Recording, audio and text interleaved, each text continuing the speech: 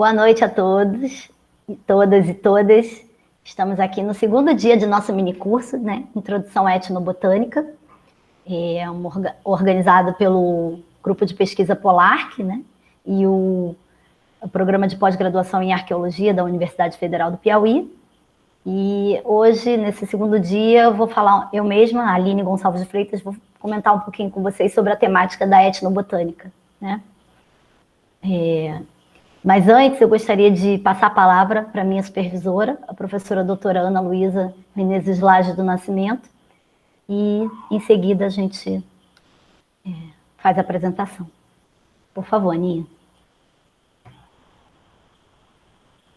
Olá, boa noite a todos. Bem, a todos e a todas. Bem, é um prazer enorme estar realizando esse minicurso que, na realidade, foi uma demanda, né? Partiu do alunado, o interesse.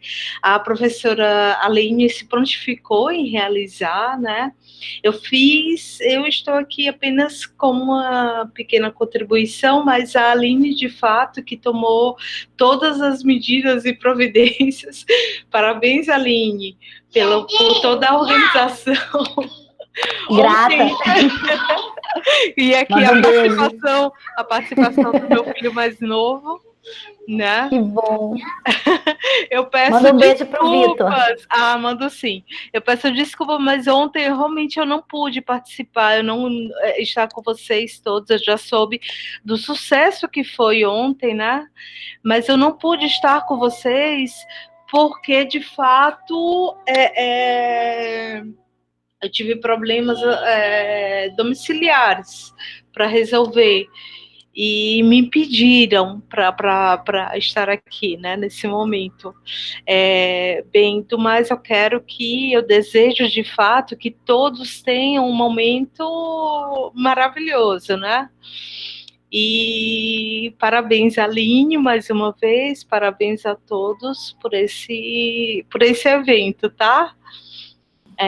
Grata, querida. Quem puder também, sempre compartilhar as atividades do POLARC, né? Porque realmente é um grupo de pesquisa muito ativo, que tem desenvolvido várias atividades assim bem importantes, bem interessantes, tá? E se puderem estar presente, divulgar e compartilhar o POLARC, né, Aline? Agradecemos, Sim, tá? querida, com certeza. Eu vou, inclusive, deixar o link aqui para vocês do nosso canal. Isso. Nós já subimos os vídeos de ontem, né, do primeiro dia. Então, por gentileza, quem puder participar, enfim, puder comentar, compartilhar, tá? Então, pessoal, eu vou dar início aqui à minha apresentação. Voltei a aparecer, né? Vamos lá. Então, hoje eu vou falar um pouquinho para vocês do que é etnobotânica, né? De alguns conceitos, introdução ao tema, alguns exemplos, né? Um pouco da metodologia também, tá certo? Vocês estão visualizando a minha tela? Estamos sim, Aline. Beleza, então... carregar, né? Então, etnobotânica, né? Eu vou dividir em 5 partes, né? Essa ciência, né? Que a gente viu que é um braço das etnociências, né? É um braço da etnobiologia, da etnoecologia. Na verdade, é um braço super importante, né? Eu diria que é um braço forte, porque através dela, através dessas amplas e múltiplas relações entre povos, sociedades humanas e o mundo vegetal, a gente consegue estabelecer diversos sistemas sociopolítico-econômicos, né? Bom, então a gente vai dividir em 5 partes, né? Históricos e conceitos, taxonomia de plantas, transmissão do conhecimento de povos indígenas e recursos naturais, fatores econômicos e ecologia humana. Então, nesse primeiro momento, né, o que seria esse termo etnobotânica, né? Ele foi cunhado por Rashberger em 1895, como o estudo das plantas utilizadas pelos povos aborígenes ou nativos. Desculpa, vou ter que parar para liberar. Não está indo.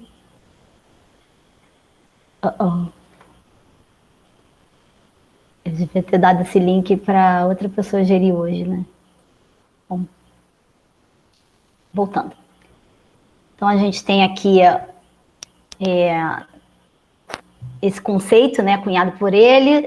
Na verdade, o que seria a etnobotânica? A etnobotânica é uma ciência que envolve a botânica e a antropologia, no estudo das inter-relações entre pessoas e plantas em sistemas dinâmicos, ou estudo das aplicações e dos usos tradicionais desses vegetais por populações humanas.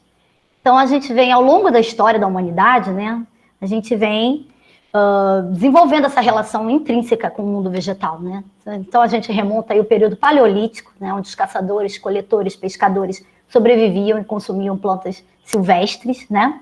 Aí, já na Revolução Neolítica, né, cerca de 10 mil anos antes do presente, 12 mil anos, a gente já tem as primeiras sociedades horticultoras, né? Não excluindo o hábito caçador-coletor, e sim concomitantemente, né? E logo depois uma dicotomia. Então, com o cultivo das primeiras plantas, né, domesticadas e tudo. Então, se a gente fizer rapidamente um histórico, em 77 Anno Domini, né, o ano 77 da era cristã, o Dioscórides, médico greco-romano, ele publica, né, matéria médica com mais de 500 plantas da região mediterrânea, com dados sobre o uso dessas plantas, né, para fins medicinais, as plantas tóxicas, que foram sempre muito amplamente estudadas, claro, né, porque se é tóxica não pode ser comestível, né, então tem esse antagonismo. E as plantas econômicas, né, de modo geral.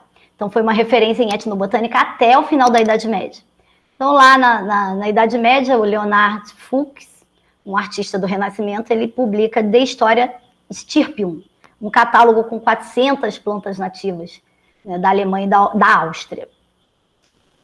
Então aqui, só para exemplificar para vocês, né, a história da humanidade, né, resumidíssima, né, mas que desde dos neandertais, né, há 45 mil anos, você já tem essa relação intrínseca, né, dos vegetais. Então, o enterro neandertal numa caverna lá do Iraque, você já vê o uso de plantas, né? A parte, você tem cenas de caça, ritual da árvore aqui na Serra da Capivara, isso datado da tradição agreste, né? Agreste, com 12 mil anos, a 6 mil anos. Você tem os povos egípcios domesticando animais e manejando plantas, né, sobretudo as palmeiras, há 3.500 anos atrás. Com a Revolução Neolítica, em diversas partes do mundo, né, você teve também o cultivo de plantas, né, de algumas espécies importantes. Dieta de povos sambaqueiros, então você já vê aí o consumo, né, de tubérculos, por exemplo, e palmeiras, há 4 mil anos, né. No contexto amazônico, né, você vê povos domesticando e manejando plantas frutíferas e cultivadas entre 9 e 5 mil anos. Vou ter que sair de novo, tem alguém me chamando. Ai, que difícil, né? Opa! Pronto. Então, ainda, né, no século XVIII, a gente tem o James Hook, né, levando informações de plantas do Pacífico Sul para a Europa. Já na Europa, no século XIX, 18 e 19, né, você vê um boom de descobertas, né, com as expedições científicas ao longo do mundo, né, ao redor do mundo. O Alexander von Humboldt, né, levando muitas plantas, né, levando para a Alemanha muitas plantas do Novo Mundo. O Edward Palmer também coletando plantas e artefatos indígenas, né, da América do Norte e México. No Brasil, né, ainda no século XVII, na época da invasão holandesa, né, por Maurício de Nassau, Guilherme Piso e George Magrath vieram para o Brasil, coletaram diversas plantas, registraram os seus usos, né, principalmente nessa região do Nordeste, né, Pernambuco, Paraíba, e publicaram a História Natural Brasileira. já no século XIX, né, von Spix e Karl von Martius. Von Martius talvez tenha sido o botânico que mais viajou, mais adentrou o Brasil e publicou Flora Brasiliensis, né, 22 mil espécies, 3.800 litografias sobre a flora neotropical. O Candolle também publicou, Frei Mariano da Conceição. Então, vários estudiosos, né, vários cientistas andaram investigando a nossa flora. E aqui, para exemplificar para vocês, a rota, né, do Alexander von Humboldt, do Karl Martius, né, do von Martius, que rodaram, né, a América, no caso, o Humboldt, ele andou pela costa do Peru, pegou a América Central ali, né, América do Sul e Central, subiu um pouquinho até o México, né, até a América do Norte. E já o von Martius, ele se limitou a essa parte da América do Sul. Então, só para exemplificar, né, a partir desse momento, dessas expedições, é que eles conseguiram ter ideia da variedade, da diversidade da flora dos neotrópicos, né? Até então, só um exemplo aqui quem não viu Outlander, aqui só para exemplificar, aqui na Idade Média, né, um pouquinho mais para cá, moderna, quase moderna, o povo já sempre, né, fazia uso das ervas, tinha menos diversidade do que aqui, né? Já aqui exemplificando uma aquarela bonita do von Martius, né, descrevendo as plantas, provavelmente essa palmeira aí do lado dele.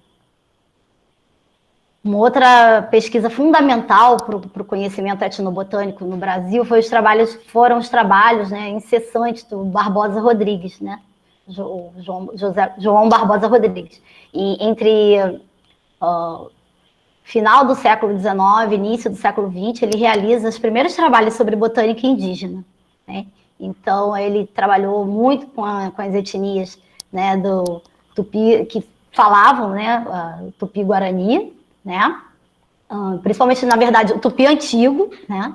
E em 1905, né, ele lança um trabalho sobre os indígenas da família linguística Tupi-Guarani e os tapuios do Vale do Amazonas, Paraguai e Mato Grosso. Ele também registra plantas de diversas partes do mundo, né, tratando, sobretudo, dessa linguagem do uso das plantas, né? Então, aqui, só para dar um exemplo, né, os termos botânicos que ele descobriu na época, né? Ibá, madeira de lei, ibira ou muirá, os paus, caá, ervas, e icipós ou cipós, que são as trepadeiras.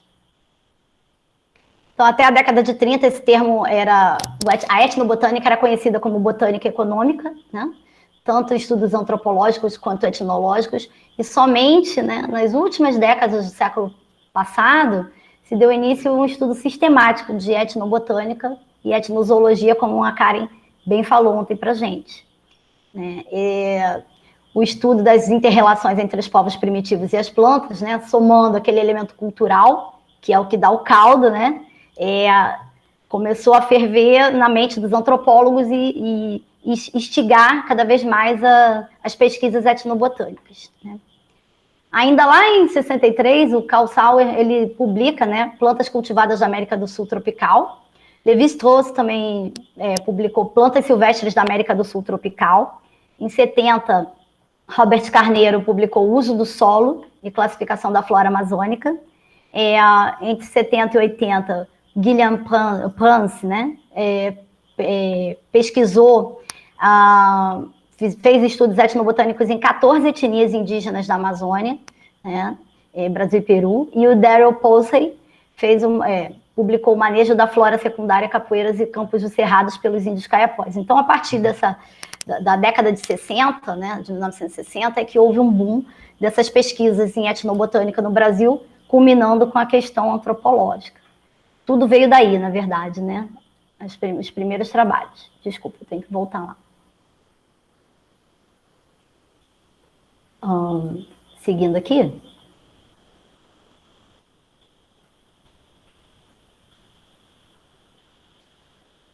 Perdão.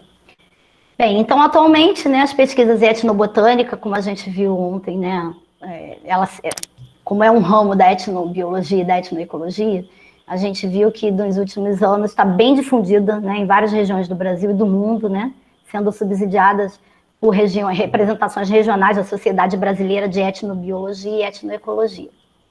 Então, assim, isso aqui é um mosaico, né, para a gente entender o quão essa ciência é interdisciplinar, né? Ela tem a ver com ecologia, com antropologia, botânica, medicina, agricultura, arqueologia, sociologia, evolução, religião, história, linguística, bioquímica, farmacologia, nutrição.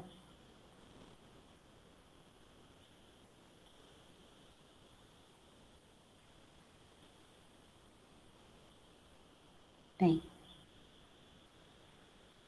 Então, aqui, ontem, a Karen falou para a gente sobre os métodos, né, utilizados, né, em etnobotânica. Mas eu vou passar para vocês rapidamente, né, o que o Albuquerque classifica didaticamente, faz uma dicotomia das investigações etnobotânicas, né? Então, a gente tem a etnobotânica qualitativa, que busca esclarecer como uma determinada cultura compreende o mundo vegetal, né? Como é que se dá esse relacionamento, em que nível que chega, quais as relações simbólicas, né, cosmológicas, cosmogônicas que estão envolvidas, né, e a interpretação de documentos históricos sobre o uso dos vegetais. Então, nesse caso, o ambiente é a fonte de dados e o pesquisador é o instrumento mais confiável de observação. Aqui um exemplo, né, Rocha Coelho, na comunidade quilombola Calunga, no Tocantins, disse que foi preciso observar as mulheres fazendo sabão de tingui para compreender a importância do uso, né, do registro daquele feito, né?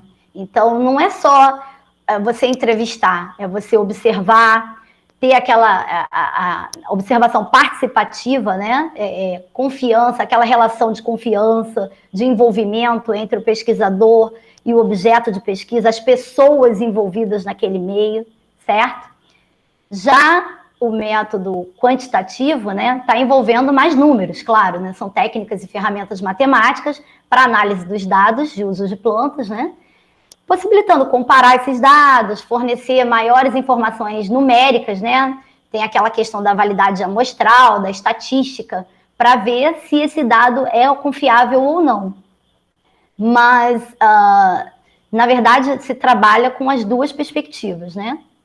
Então, você prova por meio de números, né, os dados obtidos em campo, fazendo testes estatísticos, índices de importância, valor de uso, que é muito conhecido. Qualquer artigo que vocês peguem de etnobotânica, vocês vão ver esses índices, né, de importância, valor de uso, tamanho da população, validade amostral, né? E o método bola de neve, que foi muito bem explicado pela Karen ontem, é um método que você, normalmente, quando você chega numa comunidade para trabalhar, você precisa ter uma pessoa cabeça ali das informações, né? E a gente chama de informante-chefe, né? Então, o informante-chefe acaba indicando uma outra pessoa que também é muito entendida de determinado sistema cultural, né? O uso da planta por planta medicinal ou planta alimentícia. Então, essas indicações sucessivas de informante-chefe a gente chama de bola de neve, é um método muito utilizado, né?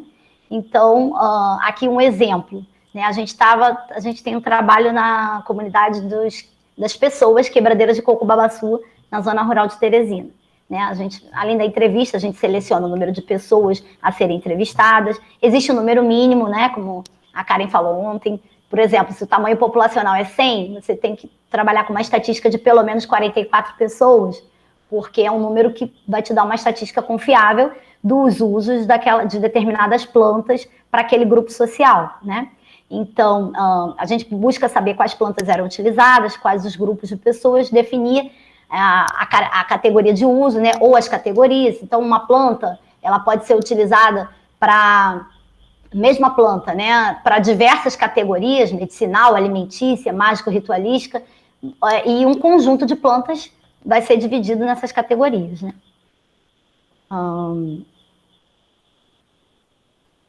Então, o objetivo mesmo dessas práticas, né, dessas técnicas, desculpa, é a prática de olhar, de ouvir, exercitar a escrita, exercitar o ouvido, né, durante o tempo de convívio entre os pesquisadores e os sujeitos da pesquisa, né?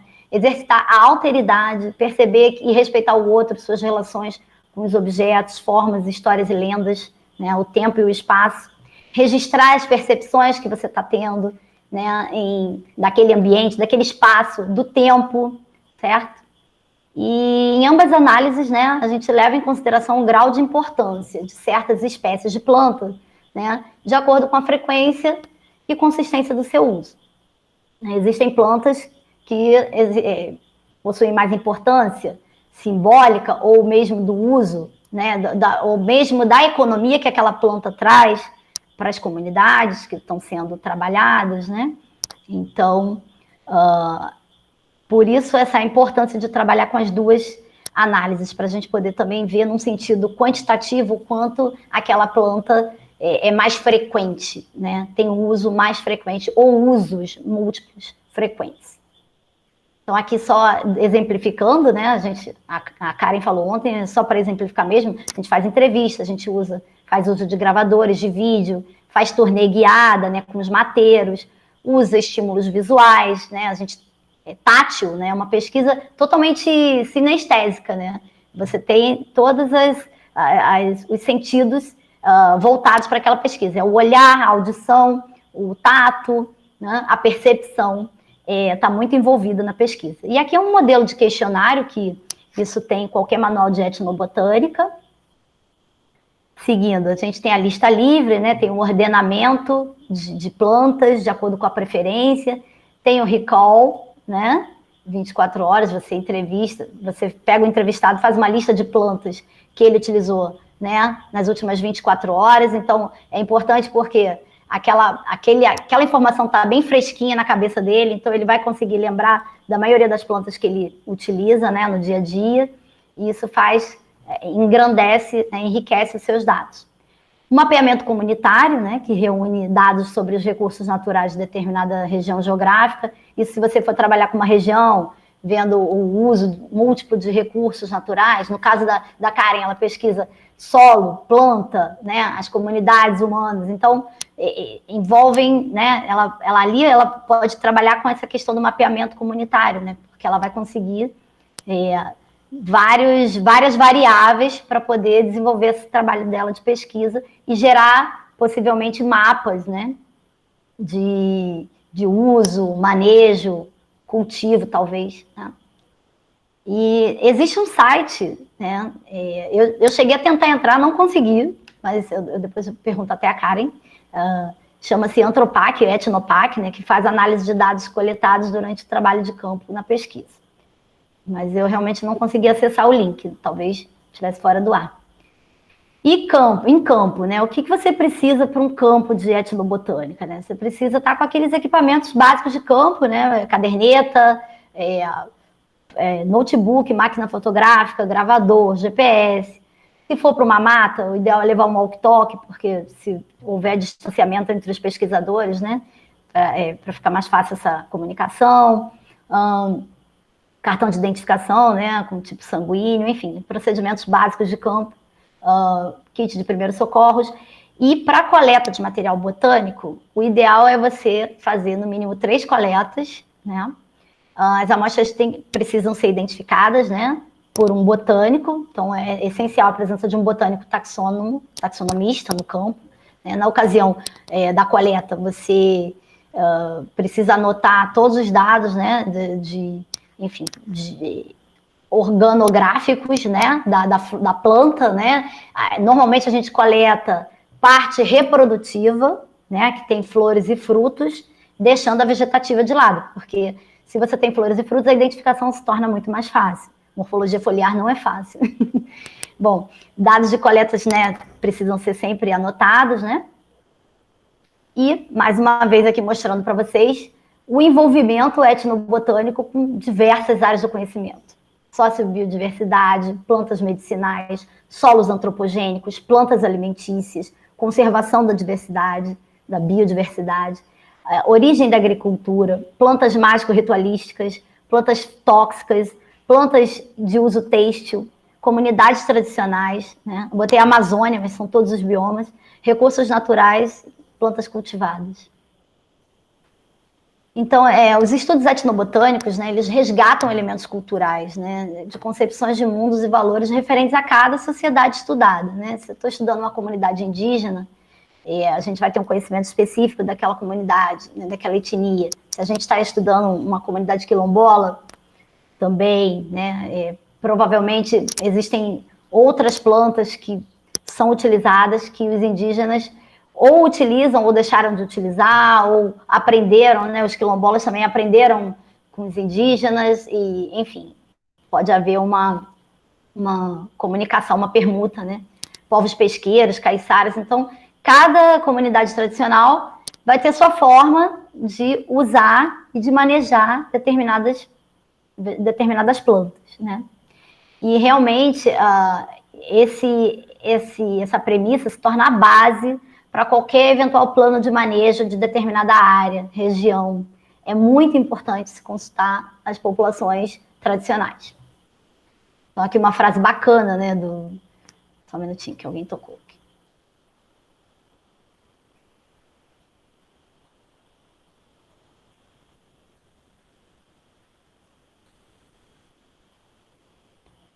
Bem, uma frase do Martin, que ela diz assim: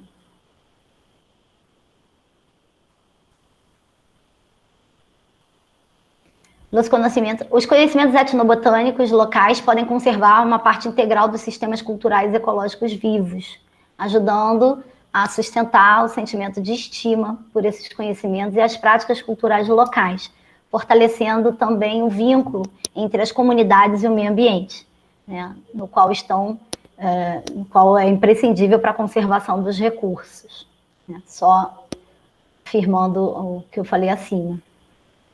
E essas comunidades tradicionais, elas são uns ótimos modelos para uso sustentável, né, da terra, do solo, né, manejo de plantas, domesticação de plantas, né, e certamente contribuem para a conservação dessa biodiversidade e desenvolvimento dos sistemas agroflorestais. Né. Então, aqui um exemplo, né, interessante do Douglas Daly, né, na sua experiência na Amazônia, né? Ele diz: a etnobotânica vai além do ser como uma planta é usada. Nós desejamos saber como uma cultura relaciona-se com o meio vegetal ao redor dela. Nós queremos saber se uma planta se relaciona com os espíritos, ou contém ou pode ser usada por ou pode ser usada para se comunicar com os espíritos. Então, é interessante, porque vai além, né? Vai além da mera descrição científica de uma planta, né? E até mesmo de saber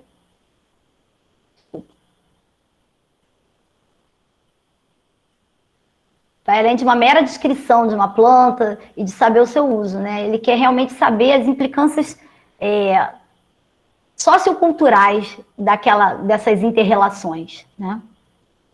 Estou aqui mostrando para vocês uns exemplos, né? Existem diversas publicações, né? Livros, né? O primeiro livro publicado, né? O primeiro compêndio foi a Suma Etnológica Brasileira, né? Nos idos dos anos 80, na década de 1980, com trabalhos de vários antropólogos famosos sobre esses trabalhos etnobiológicos, né? Envolvendo etnobotânica, etnozoologia, etnoecologia. Logo depois vieram diversas publicações, livros, artigos, né, e muitas outras. Então, vamos falar um pouquinho. Gostaria de saber se alguém tem alguma pergunta a fazer nesse meio tempo, nesse ínterim. Se a Karen também gostaria de comentar alguma coisa a respeito dessa introdução, para eu passar para o segundo momento aqui, da taxonomia de plantas.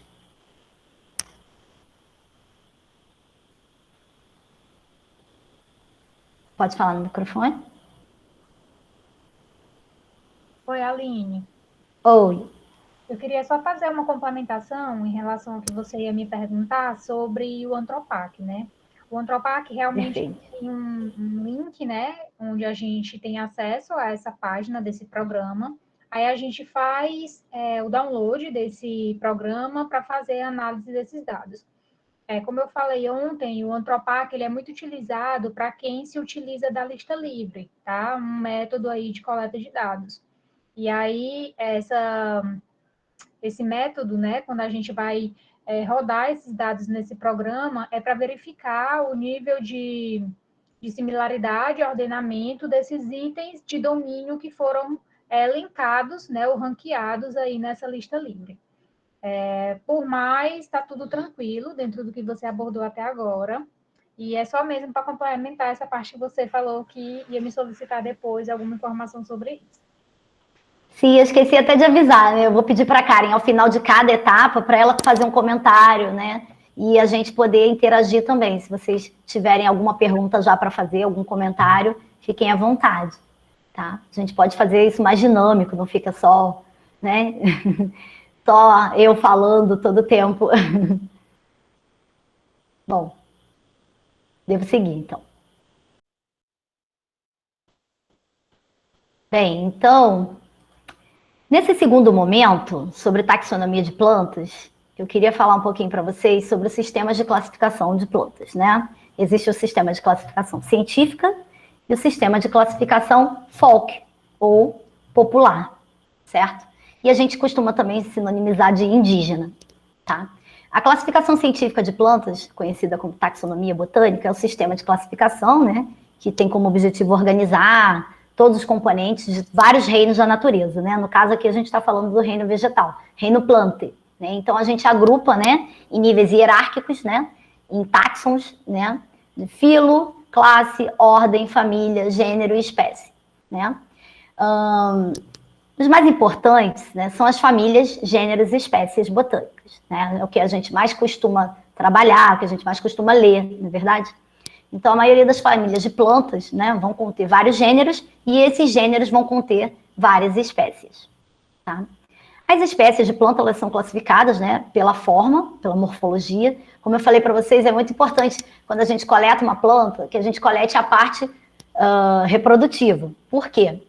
Vem os ramos, né, o galho da flor, da folha, da planta, com as folhas, as flores e os frutos. Né? Isso é interessante porque, taxonomicamente, é mais confiável você identificar. Mas existe também a base na morfologia foliar, por exemplo. Né? Você pode determinar também uma planta com base, né? Se for muito diagnóstica, você consegue ver a folha e dizer o que é. Por exemplo, palmeira. Né? Tem muitas palmeiras que só de você olhar a folha, você não precisa nem olhar o resto. Né? Nem o fruto, nem nada. Se você olhar o fruto, mais ainda. Né? Mas, enfim, normalmente, né, essas semelhanças, né, tem a ver com essa morfologia, o que caracteriza a taxonomia, né? Então, esses nomes científicos, né, são dados de acordo com a organização taxonômica, certo? Nesse processo de identificação das plantas, os taxonomistas geralmente empregam uma combinação de experiência e conhecimento, publicação científica, comparação das plantas no herbário, né? Normalmente a gente deposita, né, essas plantas coletadas, normalmente, sempre, deve se depositar em herbários, né, que são coleções botânicas, onde você tem um armazenamento apropriado, né, porque são materiais orgânicos, e esses materiais tendem a se deteriorar. Então, num herbário, você tem todo o cuidado, né, de preservação dessas partes, né, orgânicas das plantas, né? Inorgânicas também, se a gente for pensar, né? Dentro de uma folha você tem vários fitólitos, por exemplo, e está preservado. Então, assim, como identificar, né, uma planta, por exemplo? Você tem formas, você vê pelo padrão, né? Se a folha, padrão foliar, né? Se a folha é oposta, alterna, verticilada, se é pinnada, reticulada, palmada, paralela, né? Linear, oblonga, lanceolada, oval, elíptica, ovalada, ovada ou bovada, né? Por caracteres, né? Da própria folha, né? O ápice ou o limbo, né? Na parte adaxial ou abaxial, você tem também características diagnósticas e a parte reprodutiva, né? Se a gente for estender para o microscópico, o grão de pólen, né? seria também um importante elemento para diagnosticar, pelo menos, famílias e gêneros botânicos, e algumas espécies, principalmente de planta cultivada. Bem, aí, né, seguindo, né, na classificação botânica, né, na taxonomia botânica, né, esses nomes eles podem, né, variar ao longo do tempo, né, quando o taxonomista, por exemplo, conclui que foi, né, trata-se de uma espécie, né, de repente ele se identificou mal e eram duas espécies, ou a planta tinha uma subespécie, né, isso é bem complexo, né, não só a taxonomia botânica, como também a folk chega a ser bastante complexo, né. Então, o nome científico de uma planta, por exemplo, é dado, né, por duas palavras, né? Normalmente, gênero e espécie se escrevem em latim, né? Família não. Eu vejo muita gente escrevendo família em latim, não é assim, né? Que consta no código, no ICBN, né? Código Internacional de Nomenclatura Botânica. Então, a primeira letra do gênero normalmente é em maiúsculo e o epíteto específico minúsculo. Né? Então, por exemplo, maniô esculenta. Né? A gente italiza tudo, né? Maniô maiúsculo e esculenta minúsculo, certo? Então, por exemplo, o gênero maniô contém várias outras espécies com características muito semelhantes, né?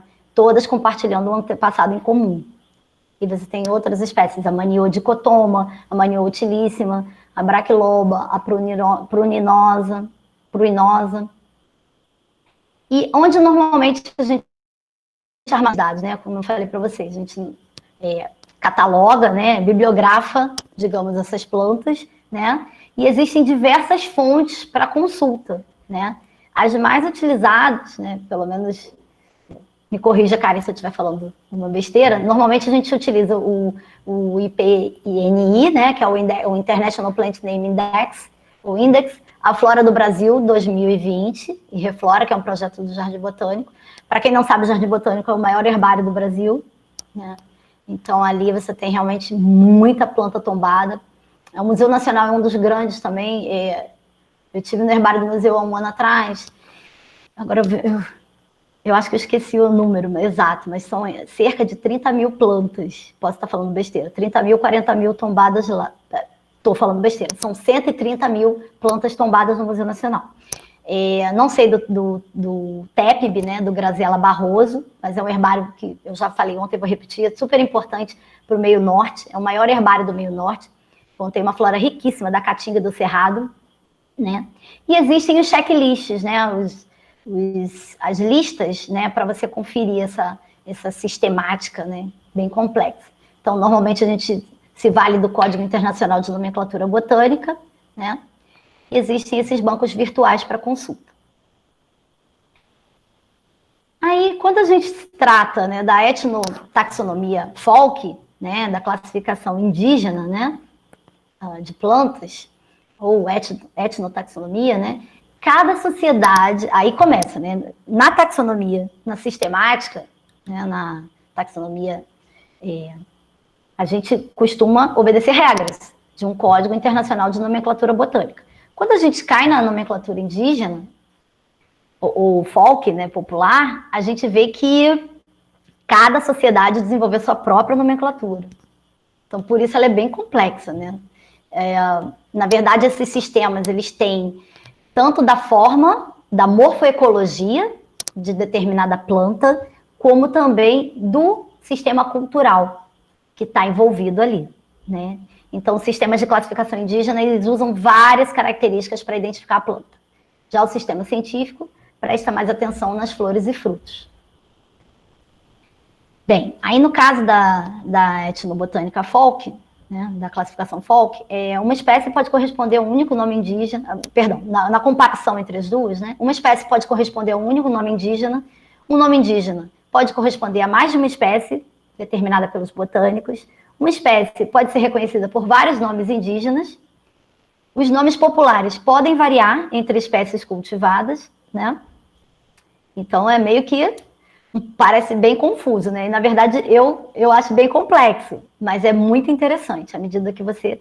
Por isso, necessita de uma familiarização, do envolvimento na hora da pesquisa com as comunidades. Você não faz um trabalho de etnobotânica se você não se envolver, de fato, com a comunidade que você está pesquisando, né? A nomenclatura botânica, ela também varia, né? Ela pode variar, ela está sempre sendo revisada. Inclusive, hoje em dia, a gente tem a análise filogenética, né?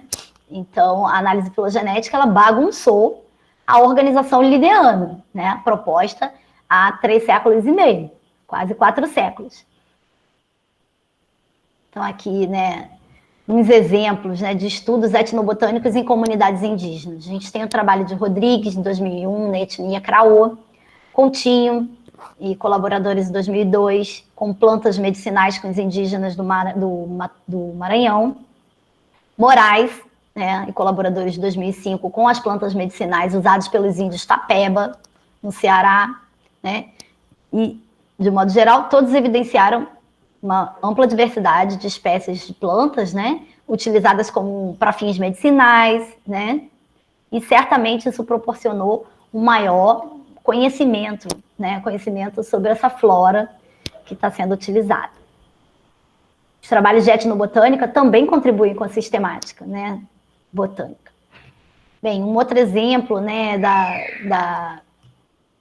da variedade, né, como é que muda, né, entre a etnobotânica e a taxonomia, né, a etnotaxonomia e a taxonomia. Existem distinções, por exemplo, entre os nomes populares dos tubérculos inhame, taro e cará. Aposto que muitos de vocês fazem a mesma confusão que eu fazia até ler de novo esse artigo. Eu já li umas 20 vezes esses artigos e eu sempre está mudando, né? Bom, o taro, ele é a Colocasia esculenta e suas variedades. Para quem não lembra, é aquele inhame, esse inhame que está aqui na segunda foto. É o inhame que eu chamava de roxinho, mas às vezes ele é branquinho mesmo, né? Mas esse taro, a Colocasia, né, é uma outra espécie de Dioscoriácea, tá? Da família Dioscoriácea. E é o que a gente conhece como inhame africano, de origem africana e asiática, certo? Já o inhame, né, os inhames, né, aí pegaram o gênero Dioscória, né, com todas as espécies e variedades de Dioscória e meteram no inhame, né, encaixaram lá. Então, inhame são todas as Dioscoriáceas. Porém, né,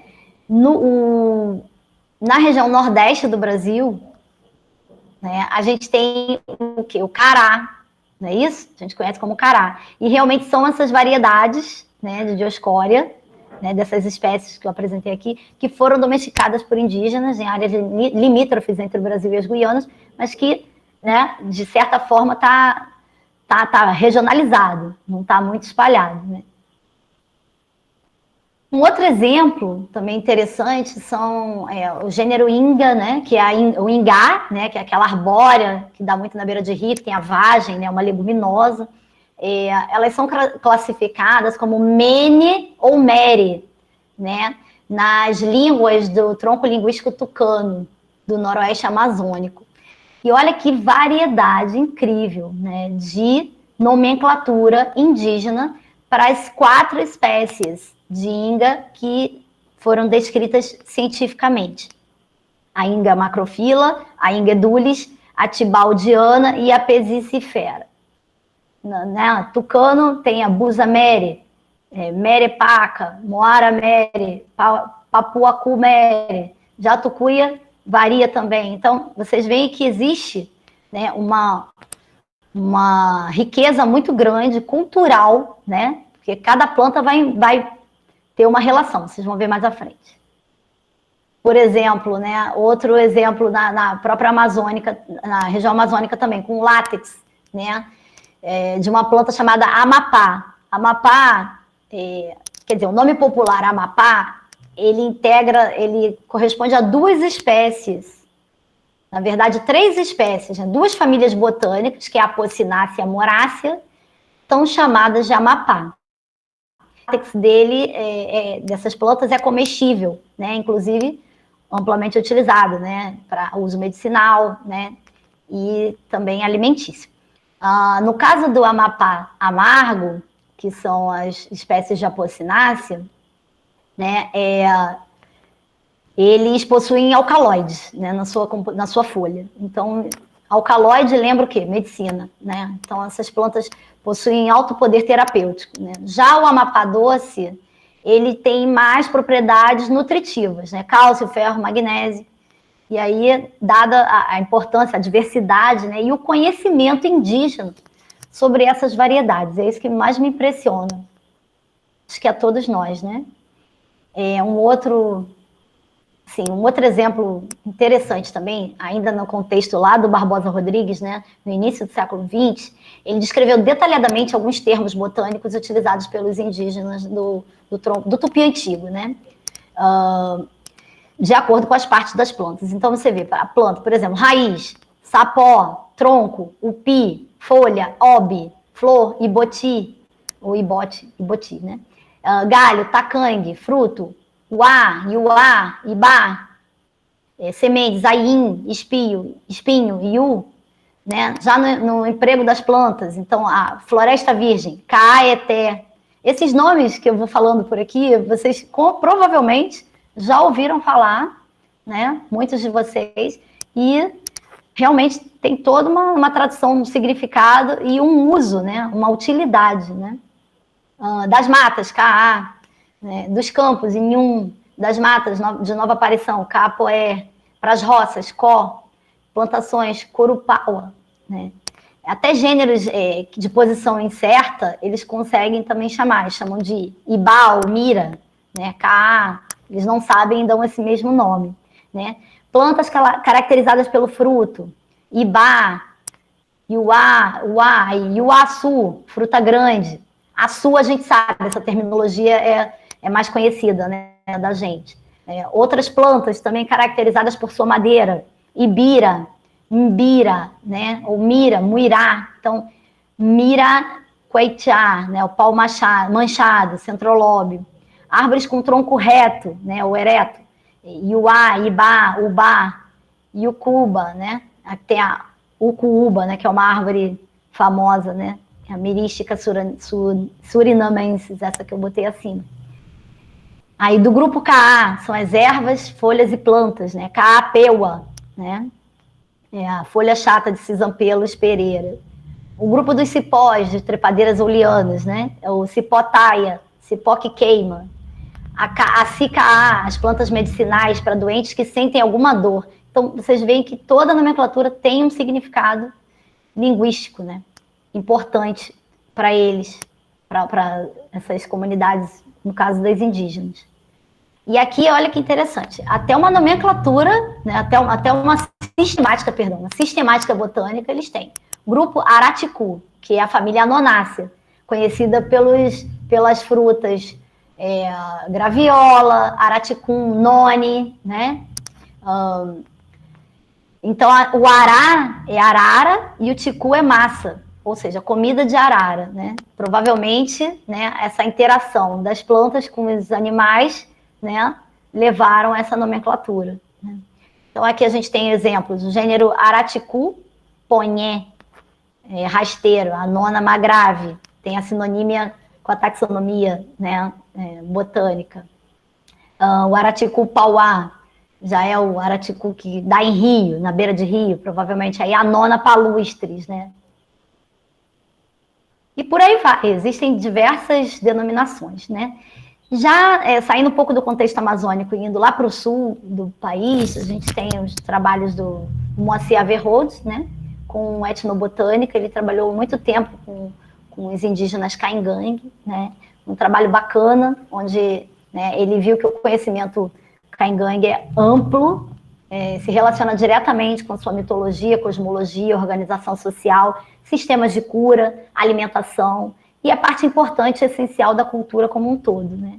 Então, aqui nessa foto vocês podem ver vários indígenas caingangue fazendo uso, coleta, né, de plantas medicinais, né, até mesmo a maceração. Então, essas plantas medicinais, já para os caingangue, né, significa vencagta, ou remédio do mato, né? Existem duas categorias de plantas, e essas nomenclaturas elas têm a ver com os sistemas de divisão dos clãs dentro da etnia Caingangue, né? Kamnê e Kanhu, né? O Kamnê é um clã e o Kanhu outro clã. Então, toda a nomenclatura dessas plantas foram baseadas nesses dois clãs, né? Com critérios de uso, né? Claro, também com base na sua morfoecologia, mas principalmente na simbologia. Então, eles conseguiram, com base nessa morfoecologia, o Averroes identificou 130 categorias de nível médio, mais 80 específicas. Ou seja, uma riqueza de dados, né, uma diversidade. Né? O princípio do benefício, né, ou categorias de plantas de remédio. Então, como eu tinha falado com vocês, essas plantas medicinais, elas são super importantes. Pois não? Essas plantas medicinais, normalmente, em toda a população de conhecimento tradicional, são as plantas medicinais e as alimentícias que regem, assim, as categorias de uso, né? Normalmente. Essas classificações, elas não se dissociam desse contexto ecológico, né? No qual essas sociedades estão inseridas, né? Faz parte da cosmovisão, né? Principalmente para aquelas pessoas que têm o dom da cura, né? Como os pajés, os xamãs, né? Que carregam todo esse significado cultural dessas plantas. Aí, dentro dessa cultura, dentro da cultura Caingangue, eles têm um ritual chamado Kiki, né? Para quem quiser ver, pode fazer um print na tela, ou depois eu passo o link. Esse ritual, ele é um ritual para homenagear os mortos, né? E nesse ritual é marcante o uso do tronco do pinheiro, né? Da Araucária angustifolia, que no sul é muito comum devido à fitofisionomia. Então, cada comunidade tradicional também vai se valer do seu meio, né? Se a gente está num contexto amazônico, vocês certamente vão perceber uso de piquezeiro, castanheira, palmeiras, né? Se você já está mais para a região sul do Brasil, já é outro bioma, ali você já está quase saindo da floresta atlântica, entre floresta atlântica e pampa, né? Então você tem ali um misto, um mosaico, onde você tem o corredor que pega até o sudeste do Brasil de mata de araucária. Então, esse pinheiro, né, esse pinhão, como é costume, né, popular dizer, ele foi amplamente, né, há milênios utilizado. E segue sendo, né? Então, do tronco faz o coxo, onde é colocada a bebida. Vocês veem aí um recipiente, né? Onde eles vão colocar a bebida, né? Do quiqui, que é feita com água e mel, né? Fermentado, então vira alcoólico.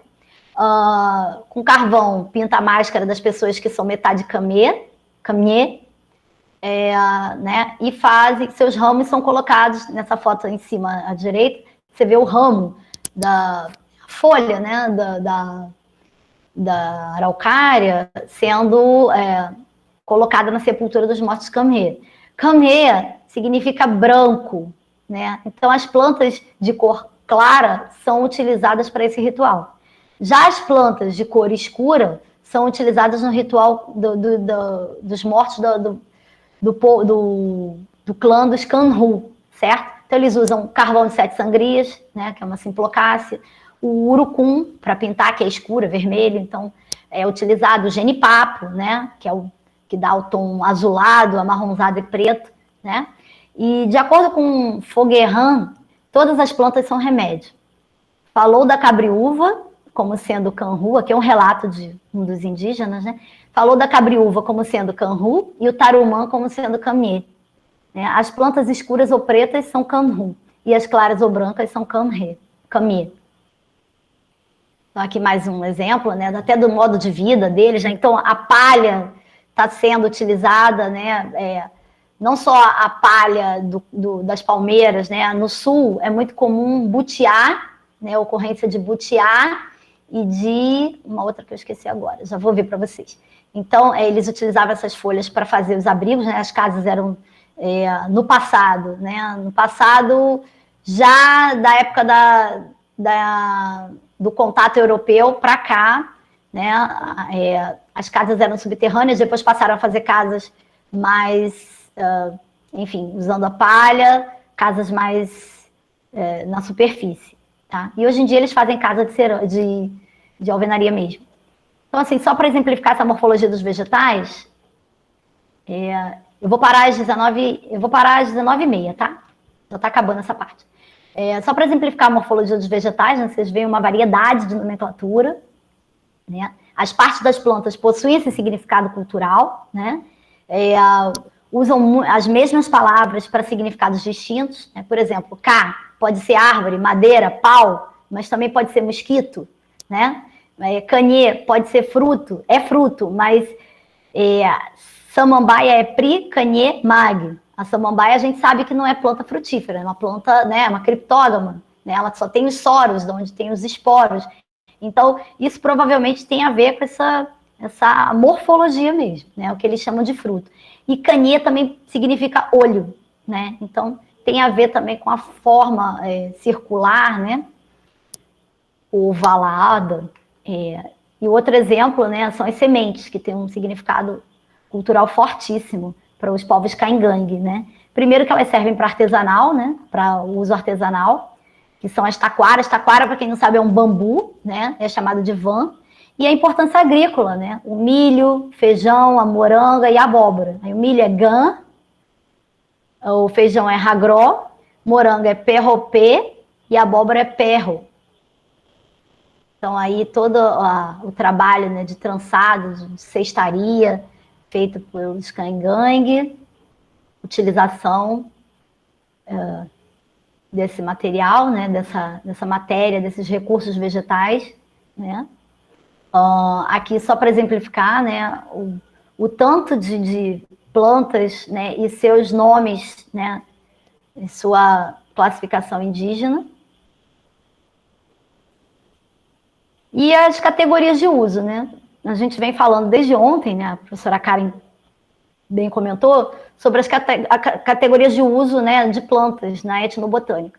O que interessa para o pesquisador em etnobotânica é justamente delimitar essas categorias, né, entender o uso, a finalidade de cada uso, de cada contexto dessas plantas, dessas relações plantas-humanos. Então, você tem diversos contextos, né? Alimentício humano, alimentício animal, que a gente chama de forrageiro, né?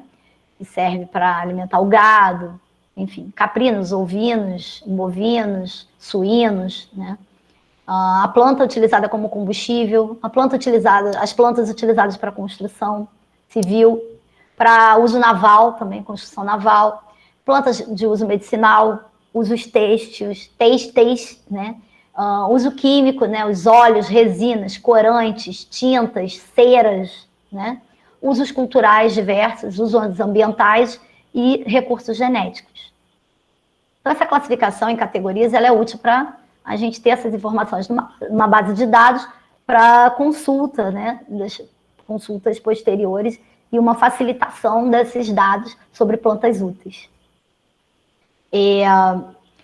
Essas categorias, elas podem ou não corresponder às categorias indígenas de uso de planta, né? No caso das plantas medicinais, pode, e às vezes a Karen bem lembrou ontem, né? A gente, quando trabalha com uma comunidade tradicional e vai investigar o uso de plantas medicinais, existe uma troca de conhecimento, de informação importantíssima, valiosíssima, né? Que a gente não pode descartar, que é o conhecimento, a transmissão oral desse conhecimento, que vem perpassado por gerações, mas existem também o conhecimento científico, né? Que a gente também não pode descartar, inclusive a gente pode também chegar a alertar, né, para o uso de algumas plantas que para eles é corriqueiro usar como medicinal, e talvez sejam plantas tóxicas, né, de conhecimento atual, né, científico, certo?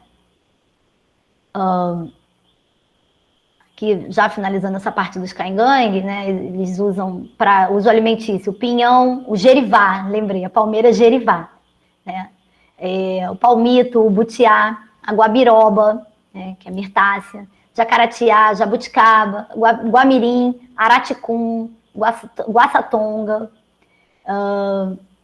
aqui, né, essas frutinhas. Essa guaçatonga lembra muito mamãozinho, né? Ela, na verdade, é da mesma, é caricácea também, é a mesma família.